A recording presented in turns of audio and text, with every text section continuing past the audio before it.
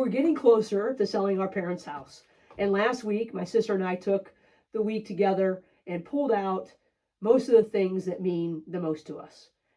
And yet too many times to count, I picked up something that to anyone else would have looked completely ordinary. And just like that, I wasn't standing in the house anymore. I'm standing back in my childhood.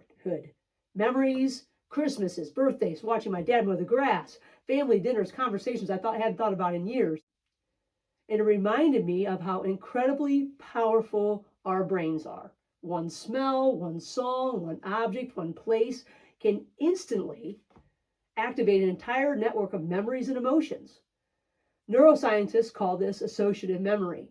Our brain is constantly connecting the present to our past. And when something important is linked to love, like was in this house, a loss, or joy, those emotional memories are stored especially well. In other words, sometimes our heart shows up before our thinking brain has a chance to catch up. You drive by your childhood home, or you walk into an empty house that used to feel full, and suddenly your attention isn't on what's happening now, it's somewhere else entirely. And that's completely normal. But one of the biggest misconceptions about mental performance or performance in general is that mentally strong people somehow don't experience these types of moments. And nothing could be further from the truth. We watched just yesterday Messi, one of the greatest soccer players ever to touch a ball, show a ton of emotion after yesterday's World Cup final.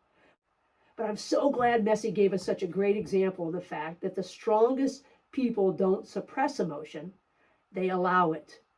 He's not crying on the field when he's playing, but he's letting himself feel and then figuring out what to do next. Psychologist Susan David, who spent years studying emotional agility, reminds us the emotions are data, not directives.